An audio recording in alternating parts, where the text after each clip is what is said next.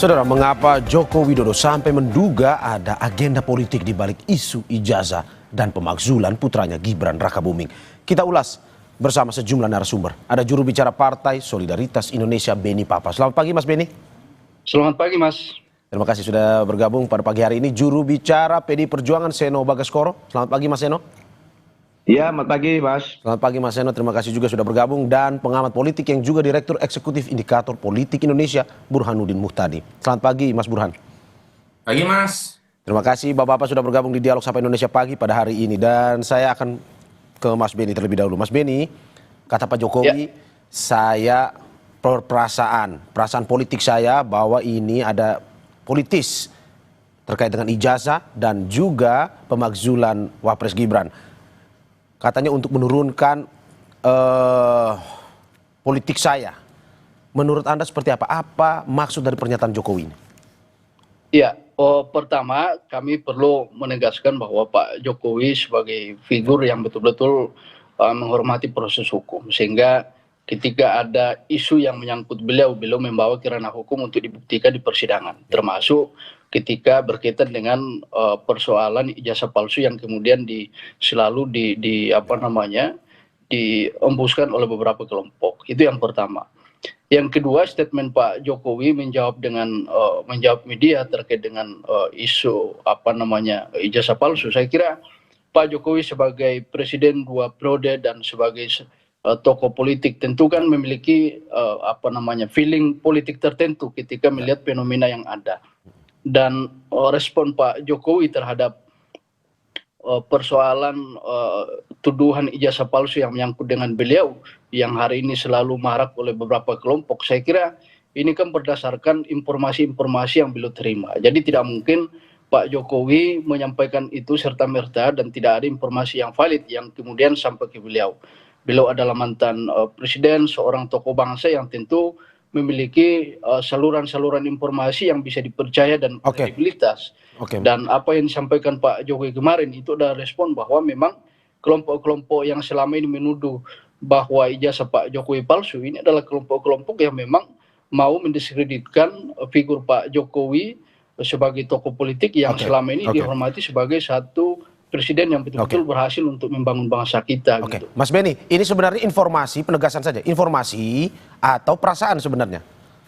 Ya, saya kira Pak Jokowi tentu memiliki informasi tertentu terkait dengan tuduhan ini, sehingga tidak mungkin juga beliau menyampaikan ke media tanpa ada informasi yang sampai ke beliau yang betul-betul bisa dipercaya. Dan saya kira secara kasat mata kita pun sebagai masyarakat umum melihat bahwa memang ini adalah satu gerakan yang disetting untuk mendiskreditkan nama Pak Jokowi dan Mas Gibran. Jadi apalagi Pak Jokowi sebagai tentu kan memiliki informasi-informasi yang lebih kredibel dibandingkan kita ya.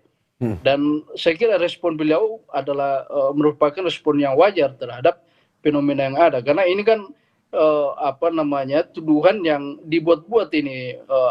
Jadi tidak ada dasarnya menuduh Pak Jokowi sebagai orang yang menggunakan ijazah palsu selama ini. Beliau berproses dari wali kota, dari gubernur sampai presiden. Tentu kan melalui proses verifikasi yang cukup Mas, sebelum saya ke detail. Sebelum saya ke Mas Seno, saya ingin penegasan sekali lagi ke Mas Beni. Berarti ini informasi yang didapatkan sebelum Pak Jokowi memberikan pernyataan itu, informasi valid bahwa ada pihak-pihak yang ingin mendiskreditkan reputasi politiknya. Kalau memang seperti itu, apa sebenarnya motifnya? Apakah memang karena posisinya Pak Jokowi ini kan sudah purna tugas sebenarnya? Iya, motifnya saya kira kita bisa menyimpulkan, Mas, bahwa orang-orang yang menuduh Pak Jokowi ijazah palsu ini kan kalau kita lihat track recordnya, orang yang selalu berseberangan Pak Jokowi selama 10 tahun kepemimpinan beliau sebagai presiden. Jadi anggaplah ini adalah kelompok-kelompok yang memang selama ini melawan Pak Jokowi. Jadi ketika ditanya motifnya, ini adalah motif sakit hati aja, Mas. Jadi mereka tidak mau ketika Pak Jokowi selesai, Pak Jokowi bisa masih menjadi seorang negarawan. Jadi akhirnya sampai Pak Jokowi selesai presiden pun masih diganggu karena mereka tidak puas menyerang Pak Jokowi selama 10 tahun gitu. Saya ke Mas Seno. Mas Seno, bagaimana Anda menanggapi ungkapan perasaan politiknya Pak Jokowi? Ya, namanya orang punya perasaan apapun gitu ya, Ya. nggak mungkin salah Mas. Namanya orang perasaan apa gitu. Kayak kita misalnya orang biasa ini yang merasa Ya. sedih, merasa senang, merasa marah, merasa jengkel, ya nggak bisa disalahkan. Ya. Namanya juga perasaan itu. Apalagi kalau kemudian perasaan itu disampaikan kepada publik berkaitan dengan peristiwa tertentu, nggak bisa disalahkan. Ya. Yang jadi persoalan kan adalah lalu kenapa perasaan itu harus sampai ke telinga orang banyak? Ya. Kita tahu bahwa Pak Jokowi ini kan presiden, sempat menjadi presiden, Ya. mantan presiden, yang pasti kemudian punya khalayak publik yang mendengarkan apa yang beliau sampaikan. Kalau memang kasus ini sebegitu mengganggu beliau, sebetulnya kan banyak cara-cara praktis yang lebih cepat untuk menyelesaikan persoalan ini. Tapi dengan menyampaikan suatu kecurigaan bahwa ini jangan-jangan ada motif tersembunyi, ada kemudian agenda besar, ada kemudian motif politik besar di belakang situasi hari ini yang menerpa beliau gitu ya. Ini kalau menurut saya bukan malah menyelesaikan persoalan, malah justru akan membawa diskursus publik ke dalam diskusi yang lebih panjang. Ya. Jadi masalah percakapan ini tidak akan makin selesai, makin surut, tapi justru malah akan kontraproduktif dengan tujuannya, gitu, dengan beliau menyampaikan perasaan tersebut. Jadi kalau saya sih, saya merasa namanya seorang tokoh politik, Pak Jokowi ini kan tokoh politik, politisi yang kemudian berasal dari keluarga politik. Sekarang keluarga beliau ini keluarga politik. Ya. Beliau mantan presiden selama lebih dari 20 tahun menggunakan atau menerima manfaat dari partai politik menjabat di dalam jabatan publik. Kemudian putra beliau yang satu adalah wakil presiden aktif, yang satu adalah ketua umum partai politik, maka beliau adalah politisi di dalam keluarga politik. Nah, di dalam spektrum dan situasi politik, saya rasa kan bukan hal yang aneh dan hal yang baru. Betul, Kalau ya. kemudian para politisi ini menerima isu-isu politik. Nah, kalau kemudian serangan politik ini dikomodifikasi gitu ya, kemudian direspon terus-menerus gitu ya. Saya selama mempelajari komunikasi politik, mempelajari ilmu politik selama ini, yang saya tangkap malah justru isu itu tidak semakin kecil, tapi akan malah semakin diperbesar. Gitu. Nah, oleh karena itu tentu kalau memang prinsipnya adalah ingin menyelesaikan masalah ini, dengan menyampaikan yang disampaikan oleh beliau kemarin bahwa ada motif konspirasi besar, agenda besar di balik situasi ini, malah justru tidak mengecilkan masalah, malah akan membuat kompas seperti hari ini kita malah ngomongin tentang ini, orang malah akan berasumsi tentang ini, sehingga saya rasa ini tidak menyelesaikan persoalan. Kalau memang tujuannya adalah menuntaskan diskusi dan gosip di tengah publik. Oke, tapi Mas Eno, tapi kan untuk politisi besar seperti yang kata Mas Arya Bima, tidak hanya Pak Jokowi, tetapi juga ada Ibu Mega bahkan, terus juga ada Pak Prabowo juga, itu juga memang mendapatkan, ya kita bisa bilang mungkin serangan-serangan politik juga seperti ini. Menurut Anda, apakah ini salah disampaikan ke publik bahwa ya saya ada serangan dan ini ada orang-orang yang mendiskreditkan reputasi politik saya? Bukankah memang sebenarnya itu lumrah saja?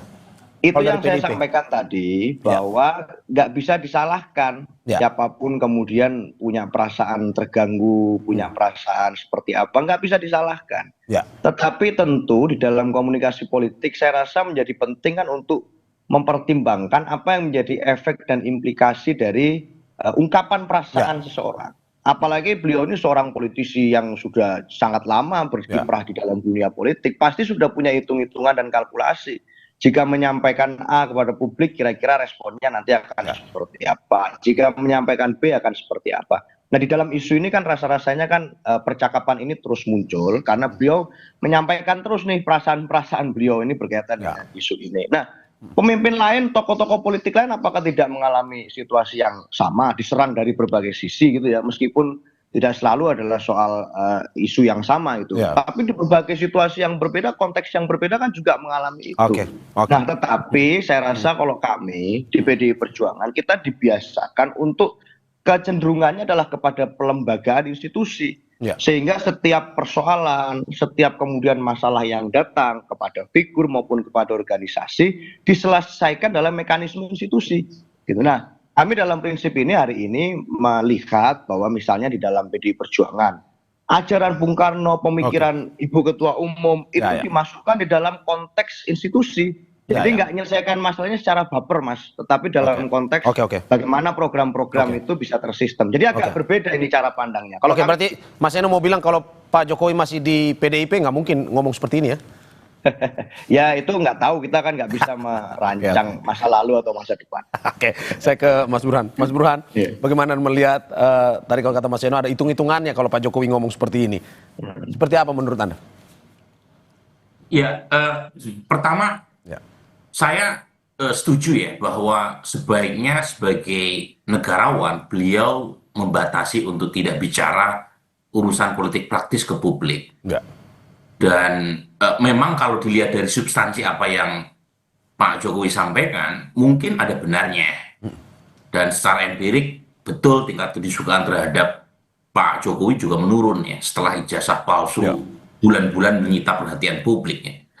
Jadi secara substansi apa yang disampaikan oleh Pak Jokowi mungkin ada benarnya bahwa ada desain di balik serangan bertubi-tubi yang diarahkan ke keluarga besar beliau, suatu hal yang tidak terelakkan ya, karena putra dan menantu beliau masuk ke dalam politik. Jadi meskipun masa jabatan Pak Jokowi sudah selesai, tetapi kan keluarga besarnya masih aktif di politik. Tetapi ketika perasaan itu disampaikan ke publik, ya wajar kalau misalnya Mas Seno punya anggapan, ada maksud lain, kenapa itu harus disampaikan. Nah saya pribadi, ini sikap saya pribadi, pandangan saya pribadi, itu sebenarnya berharap seorang presiden yang pernah menempati orang nomor 1 di Republik, setelah selesai itu sebaiknya beyond dari urusan day-to-day politik, menjadi seorang negarawan yang bukan lagi memikirkan pemilu 5 tahun yang akan datang, tapi memikirkan apa warisan yang akan diberikan ke generasi berikutnya. Itu yang kita pelajari dari tradisi politik di Amerika. Seorang presiden setelah selesai menarik diri dari urusan politik praktis. Itu yang ideal ya buat saya. Tentu seorang mantan presiden seperti Pak Jokowi punya pandangan lain karena konteksnya berbeda. Tetapi ketika berbicara seperti itu tentu tidak bisa terelakkan beliau masuk dalam urusan pusaran politik praktis yang penuh dengan polemik, kontroversi, dan pro dan kontra. Jadi, apakah menurut Anda ini karena Pak Jokowi sudah merasa gerah akhirnya harus mengungkapkan seperti ini atau sebenarnya bagaimana? Ya bisa saja, lagi-lagi soal tafsir politik kita tidak tahu ya, kita tidak bisa menilai apa yang batin. Tapi yang terlihat memang yang terlihat dalam pengertian muncul statement itu kita bisa menduga, kita bisa berspekulasi bahwa serangan itu sampai pada titik di mana Pak Jokowi tidak bisa menghandle-nya lagi, menghandle dalam pengertian tidak bisa menyembunyikan lagi untuk tidak mengeluarkan statement ke publik. Suatu hal yang menurut saya agak berbeda.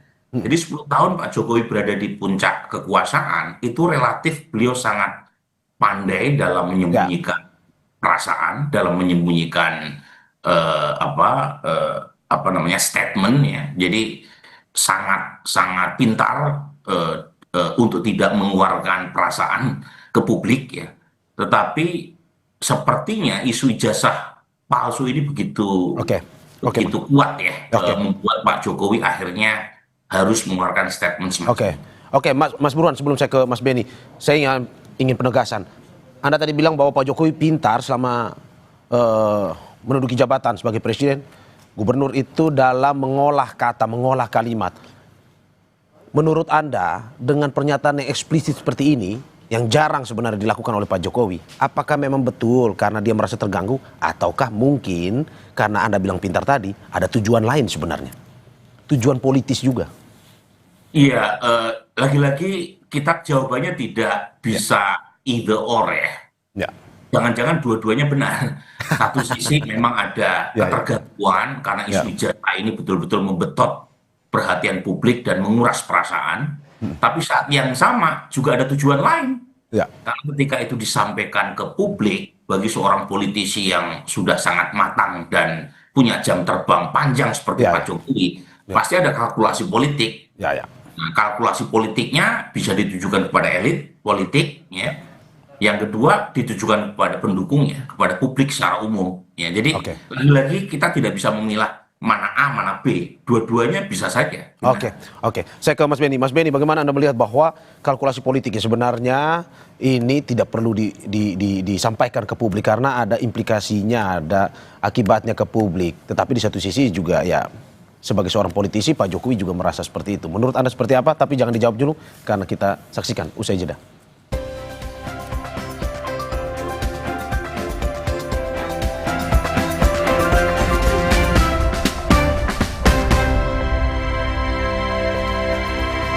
Terima kasih masih di Sapa Indonesia Pagi, saudara, bersama saya Mario Sarong dan narasumber saya, juru bicara Partai Solidaritas Indonesia Beni Papa.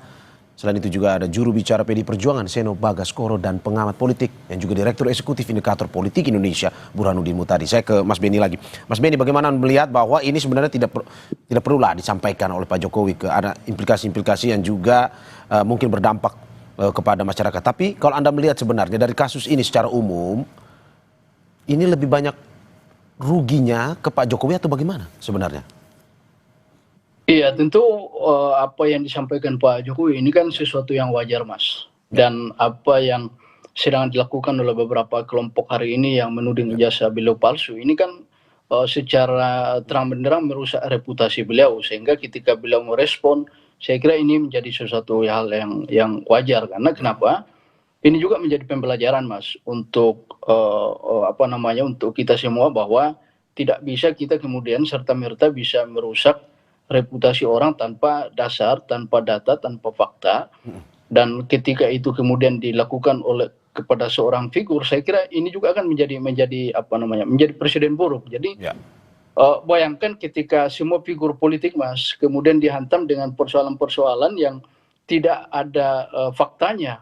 Ini kan merusak demokrasi kita, Mas. Dan apa yang disampaikan Pak Jokowi kemarin ini sesuatu yang menurut kami wajar. Dan yang kedua, Pak Jokowi kan selama ini merespon dengan melakukan pelaporan di kepolisian. Jadi Pak Jokowi di lain sisi juga taat kepada hukum yang ada. Jadi beliau menyerahkan kepada hukum, tapi ketika kemudian kelompok ini selalu menggemburkan di media, di masyarakat, ini kan menjadi kekhawatiran tersendiri bahwa gerakan-gerakan ini bisa merusak demokrasi kita, bisa merusak kebebasan berpendapat kita yang selama ini kita hormati, bahwa kemudian setiap orang punya kebebasan untuk menyampaikan hal, itu lain soal, tapi kebebasan itu juga harus bertanggung jawab, harus berdasarkan dengan fakta, Mas. Mas Beni, tapi ada yang bilang juga bahwa Pak Jokowi juga riding the wave juga, ada mengambil keuntungan juga dari isu yang dimainkan ini. Menurut Anda seperti itu atau bagaimana? Saya kira tidak, Mas, ya. Dan respon Pak Jokowi kemarin itu kan menegaskan bahwa apa yang sedang terjadi ini kan merugikan beliau, merusak reputasi beliau. Jadi kalau ada pihak-pihak yang menuding bahwa Pak Jokowi mengambil keuntungan yang dengan kasus ijazah palsu sekarang, saya kira tidak ada. Justru ini kan dan kita masyarakat biasa melihat, Mas, ini sedang ada gerakan untuk merusak reputasi beliau dan itu merugikan Pak Jokowi. Oke, saya ke Mas Seno. Mas Seno, Pak Jokowi seperti yang dibilang Mas Burhan, seorang politisi kawakan. 10 tahun menjabat presiden, selalu kita lihat serangan-serangan itu selalu muncul ke Pak Jokowi, tapi tidak menurunkan juga elektabilitasnya. Menurut Anda, Pak Jokowi ini seseorang yang pintar memainkan ini atau bagaimana? Memang betul merasa geras sehingga merasa bahwa ini ada yang menyerang atau bagaimana sebenarnya? Ya jujur saya nggak ngerti juga ya. Dalam konteks dirugikan secara politik itu seperti apa. Kan beliau sudah nggak bisa nyalon lagi sebagai figur politik. Sudah pernah 2 kali menjabat sebagai presiden, jabatan tertinggi di Republik ini. Dan sudah sesuai konstitusi nggak bisa nyalon lagi. Gitu. Sehingga tentu saja tidak ada itu kemungkinan futuritis masa depan. Beliau akan dirugikan secara politik gitu ya, secara elektoral, apalagi tadi kalau pertanyaannya begitu misalnya. Untuk terkait dengan isu apapun itu. Sehingga kalau kita melihat misalnya siapa sih tokoh politik di lingkaran eksekutif pusat misalnya yang tidak mengalami situasi yang kurang lebih sama. Misalnya di dalam Pilpres kemarin, kandidat mana sih yang tidak mengalami serangan pembunuhan karakter yang luar biasa? Di sisi kami misalnya figur-figur kunci kami juga dilakukan pembusukan karakter yang luar biasa. Di sisi nomor urut 1, 2, 3 juga dilakukan hal-hal yang sama gitu, bahkan hingga sekarang gitu. Tapi nggak ada itu yang rasa-rasanya figur-figur itu yang baper-baper gitu kan, kemudian menyampaikan situasinya seperti itu. Saya rasa nggak juga gitu, ya biasa saja. Memang itulah kemudian dramatika yang ada di politik gitu. Tetapi di dalam seorang politisi yang kelasnya seperti Pak Jokowi, kemudian ada Pak SBY, ada Bu Mega, negarawan-negarawan kita yang kelasnya harusnya sudah di level negarawan. Harusnya banyak mikirnya adalah visioning dan gagasan dong, Mas. Ya. Saya rasa hari ini ada banyak hal kok peran yang bisa dilakukan oleh Pak Jokowi itu selain ngurusin masalah yang menurut kami ini kan masalah yang remeh-temeh gitu loh. Ya. Urusan ijazah itu kan urusan yang apa ya, ini suatu yang membanggakan, suatu hal yang semua orang juga punya kalau pernah mengikuti prosesnya, dan mudah saja gitu untuk kemudian menceritakan kalau dia punya atau tidak punya gitu. Sehingga bukan persoalan yang besar. Bagaimana hari ini di mata rakyat ada banyak isu lain yang jauh lebih penting gitu. Nah, untuk kemudian dijawab persoalannya oleh para tokoh-tokoh kunci kita. Pak Jokowi bisa tuh nimbrung ikut mikir misalnya bagaimana ini rakyat banyak yang teriak-teriak nih, sedang banyak PHK. Ya. Bagaimana kira-kira ini dengan lapangan kerja yang dijanjikan disediakan oleh dan lain sebagainya. Banyak isu-isu kemudian yang butuh kemudian dijawab oleh masyarakat daripada rakyat disuruh ikut mikirin pemimpinnya. Kan malah kasihan double nih. Rakyat setiap hari ke harinya sudah pusing mikirin bagaimana kehidupannya. Ini masih disuruh mikirin soal urusan personal dan pribadi pemimpinnya. Saya rasa ini akan semakin kasihan masyarakat kita kalau begitu. Saya rasa itu, Mas. Kalau dari PDIP berarti lebih ingin ini selesai dengan cara Pak Jokowi menunjukkan ijazahnya atau Roy Suryo CS sudah selesai laporan-laporannya?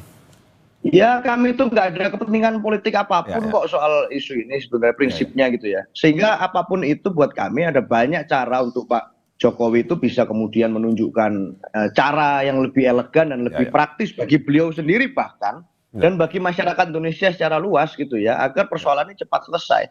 Tapi kalau beliau justru malah ingin menikmati situasi diskursus ini dengan saling jawab jinawab gitu ya, balas membalas respon komentar seperti ini, ya silahkan saja, nggak ada masalah dan nggak ada rugi dan nggak ada untungnya buat kami, biasa saja buat kami. Itu, Mas. Oke, saya ke Mas Burhan. Mas Burhan, bagaimana Anda melihat begini? Ini terkait untung ruginya.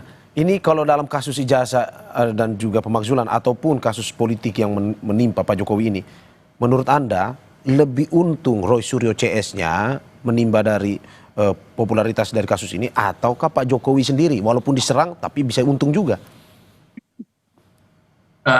Saya mungkin tidak menjawab pertanyaan Mas Mario secara langsung ya, tapi ada 2 poin yang ingin saya katakan ya. Poin pertama, Pak Jokowi itu satu-satunya presiden pasca reformasi yang setelah tidak lagi menjabat tidak punya partai. Jadi umumnya presiden-presiden kita itu setelah selesai masa tugasnya itu terafiliasi dengan partai politik. Jadi ada proteksi politik yang kuat. Pak Jokowi tidak, karena dipecat sama Mas Seno. jadi yang pertama itu. Jadi artinya karena tidak punya proteksi politik dari institusi bernama partai politik, maka Pak Jokowi mengandalkan popularitas publik. Sesuatu yang selama 2 periode beliau menjadi presiden, itu menjadi kekuatan personalnya, bahwa dia dicintai oleh publik. Jadi meskipun dia tidak bisa maju lagi 5 tahun yang akan datang, tetapi sumber daya kekuatan utama Pak Jokowi adalah reputasi politik, popularitas publik. Ini yang tercederah ini sejak beberapa bulan terakhir ya, terutama ya, karena dulu pernah muncul juga gugatan terkait dengan ijazah palsu 2019 ya. Tapi belakangan makin kenceng kan, dan itu memang menurunkan tingkat kedisukaan Pak Jokowi cukup tajam. Jadi itu poin pertama saya. Menurunkan ya, berarti memang rugi untuk Pak Jokowi ya sebenarnya. Iya betul, jadi kan kalau misalnya tingkat kedisukaan turun akibat ijazah palsu, meskipun saya sendiri masih belum yakin ya, saya sih tidak teryakinkan dengan bukti-bukti yang dibawa Roy Suryo, tetapi secara umum kan ada dampak negatif terhadap reputasi popularitas Pak Jokowi. Dan karena popularitasnya menurun ya, itu otomatis beliau tidak lagi bisa bergantung pada apa yang selama ini menjadi kekuatan Pak Jokowi, yaitu popularitas tadi, kan menurun. Ya, itu satu. Yang kedua, bagaimanapun ada keluarga besar beliau yang masih aktif di jabatan publik. Ya. Nah, misalnya Mas Gibran. Mas Gibran wakil presiden, dan tentu sebagai wakil presiden namanya dalam survei-survei pasti masuk sebagai calon pemimpin nasional 5 tahun yang akan datang. Nah, tentu punya impact nih. Apalagi muncul juga kan gugatan berkaitan dengan isu pemakzulan. Sesuatu hal yang sebenarnya lagi-lagi dalam politik biasa. Kita dulu zaman Pak SBY, Pak Budiono juga seringkali Ya. diuarkan untuk dimakzulkan ketika isu skandal Senturi muncul. Ya. Kemudian zaman Gus Dur dan seterusnya. Tapi lagi-lagi isu itu kan tidak serta-merta datang, pasti ada konteks politiknya. Ya. Makanya secara substansi saya bisa mengerti apa yang disampaikan oleh Pak Jokowi ya, bahwa apa yang disampaikan kemarin itu ada benarnya. Ya. Dalam politik kan nggak ada yang tanpa skenario, pasti ada skenario ya. Ya. Tetapi ketika itu diucapkan langsung oleh Pak Jokowi, menurut saya ini menjadi suatu hal yang menarik karena sebelumnya Pak Jokowi tidak seperti itu. Ya. Tapi ada perhitungan kalkulasi politik, ya. Mungkin juga beliau cukup terganggu karena beruntun ya serangan yang dialamatkan kepada beliau dan keluarga besar ya, bukan hanya soal ijazah palsu tapi juga soal pemakzulan Mas Wapres ya, istilahnya Pak Jokowi, kemudian isu korupsi yang diduga atau dikaitkan melibatkan menantunya di Sumatera Utara, jadi beruntun. Nah ini yang mungkin mengganggu beliau, tapi saat yang sama untuk seorang politisi kawakan ketika itu disampaikan kepada publik, pasti ada tujuan lain di luar dari urusan perasaan. Oke, saya ke Mas Benny. Mas Benny, bagaimana Anda melihat bahwa betul kata Mas Eno bahwa ini sebaiknya ya sudah kita lebih pikirkan hal-hal yang bersifat lebih besar untuk negara ini. Menurut Anda bagaimana sebenarnya caranya untuk pada akhirnya permasalahan ijazah, permasalahan pemakzulan ini selesai sudah dan kita lebih fokus kepada hal-hal yang bersifatnya membangun? Iya, Pak Jokowi kan selama ini itu menghindari statement ke publik terkait dengan tudingan ijazah palsu. Jadi apa yang disampaikan Mas Seno tadi bahwa ini hal yang kecil yang yang seharusnya tidak direspon, saya kira Pak Jokowi sudah melakukan itu selama ini terkait dengan tudingan ijazah palsu. Tapi ketika kemudian ini kemudian semakin isunya semakin membesar dan kita melihat bahwa memang ada desain tertentu, maka ketika Pak Jokowi merespon ini adalah sesuatu yang wajar yang seharusnya dilakukan oleh Pak Jokowi. Karena kenapa?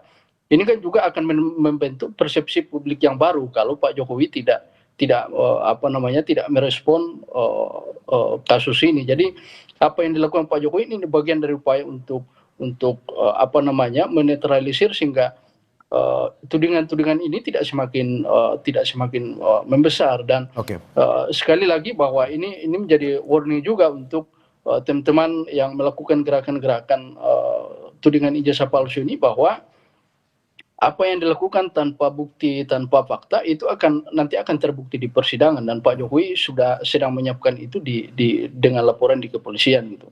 Ya. Dan apakah juga seperti yang kata Mas Burhana tadi, analisisnya apa? Setelah keluar pernyataan ini mungkin saja karena Pak Jokowi merasa popularitasnya juga terganggu atau bagaimana menurut Anda? Oh ya Pak, pasti Mas. Ya. Dan apa yang dilakukan Pak Jokowi ini kan sekali lagi merespon karena beliau merasa terganggu. Beliau merasa dirugikan dengan isu-isu yang memang tidak ada buktinya. Tapi kemudian kalau ini dibiarkan Mas, ini kan sesuatu presiden yang buruk untuk kita. Orang dengan bebas menuduh orang menggunakan ijazah palsu tanpa ada bukti, tanpa data, ini kan sesuatu yang harus kita harus kita lawan, Mas. Oke, saya ke Mas Eno. Mas Eno, bagaimana Anda melihat bahwa ini sebenarnya harus dihentikan seperti kata Anda tadi, isu ijazah, isu pemakzulan, ini perlu dihentikan segera atau bagaimana?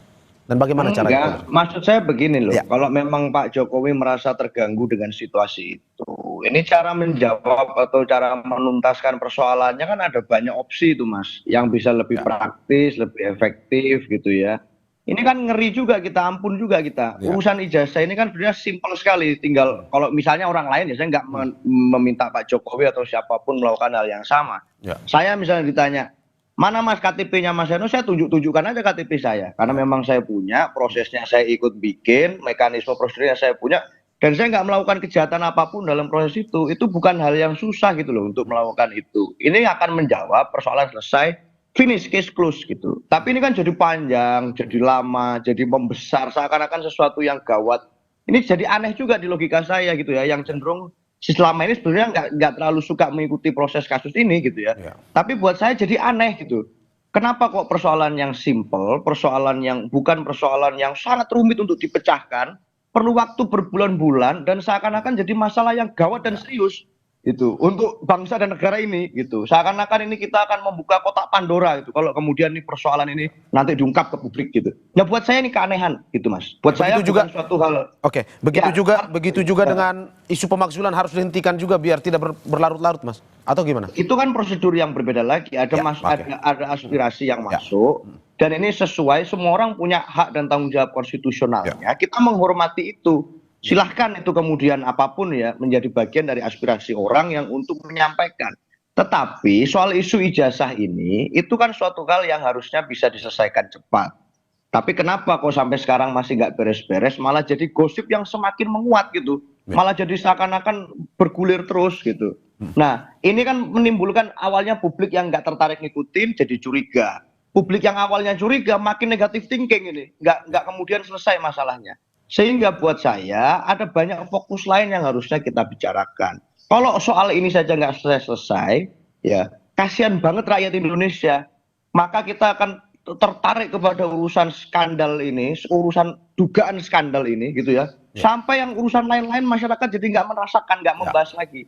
Nah buat saya yang bisa menyelesaikan ini, itu ya harusnya kebesaran dan kenegarawan Pak Jokowi. Sebagai yang hari ini sedang banyak orang sedang menyarankan atau menyasarkan tuduhan. Sebagai negarawan beliau harusnya punya dan tahu caranya untuk menyelesaikan persoalan ini dengan elegan, dengan baik, sehingga nggak kemudian seperti ini. Gitu. Karena dengan cara beliau menyampaikan seperti itu justru kontraproduktif dengan tujuan ingin menyelesaikan gosip atau tuduhan atau apapun namanya persoalan dengan ijazah beliau. Ini justru kontraproduktif. Itu Mas. Kontraproduktif. Kita ke Mas Burhan. Mas Burhan, bagaimana Anda melihat ini? Ini kontraproduktif kalau kata Mas Eno. Pun juga kata Mas Beni tadi ya ini merugikan juga. Bagaimana harusnya permasalahan-permasalahan ini segera diselesaikan dan kita lebih fokus kepada permasalahan yang membangun bangsa ini sebenarnya. Iya, memang cara menyelesaikannya tidak mudah ya. Bahkan kalau kita merujuk pada kasus Obama, Obama pernah digugat akte kelahirannya karena dianggap tidak layak maju sebagai calon presiden karena tidak lahir di tanah Amerika. Salah satu penggugatnya namanya Donald Trump, dan akhirnya Obama mengeluarkan birth certificate-nya. Tetapi apakah pembenci Obama serta-merta menghentikan tuduhannya? Ternyata enggak juga. Masih terus-menerus muncul. Tetapi paling tidak ketika Obama menunjukkan birth certificate-nya itu publik yang berada di tengah kan melihat keseriusan Obama untuk menyelesaikan dugaan berkaitan dengan status kelahirannya. Nah, poin saya begini, memang tidak serta-merta ketika Pak Jokowi menunjukkan akte kelahirannya, kemudian mereka yang menggugat bukan akte kelahirannya, ijazahnya, itu tidak serta-merta mereka yang anti Pak Jokowi misalnya, itu kemudian menghentikan semacam tuduhannya bahwa Pak Jokowi selama ini memakai ijazah palsu untuk masuk sebagai pejabat publik, tapi mungkin paling tidak membantu untuk menurunkan tensi. Karena terus terang, saya satu frekuensi nih sama kedua narasumber, bahwa ini isu yang terlalu banyak menyita perhatian kita, sehingga agenda kebangsaan kita yang konkret, yang teknokratik, itu nggak kita bahas, luput dari pembahasan Mas Mario di Kompas. Contoh nih ya, pertumbuhan ekonomi kita itu dikoreksi sama lembaga-lembaga terkemuka di dunia dari 5,1% menjadi 4,7%. Padahal target pertumbuhan Pak Prabowo itu 8%. Ini 5% aja nggak nyampe. Isu-isu substantif jadi lewat ya Mas ya. Rupiah juga merosot 10%. Indeks IHSG turun 20%. Tenaga kerja kita yang kena PHK sampai Kementerian Tenaga Kerja nggak berani tuh merilis data yang sebenarnya. Ini penting yang menurut saya perlu mendapatkan perhatian dari Kompas TV. Terima kasih atas apa yang disampaikan juru bicara Partai Solidaritas Indonesia Beni Papa, juru bicara PDI Perjuangan Seno Bagaskoro, dan pengamat politik yang juga Direktur Eksekutif Indikator Politik Indonesia Burhan Nudi Mutadi atas apa yang disampaikan. Semoga bisa kita move on dan lebih berpikir terkait dengan pembangunan bangsa. Sehat-sehat Bapak-bapak. Terima kasih banyak. Terima kasih.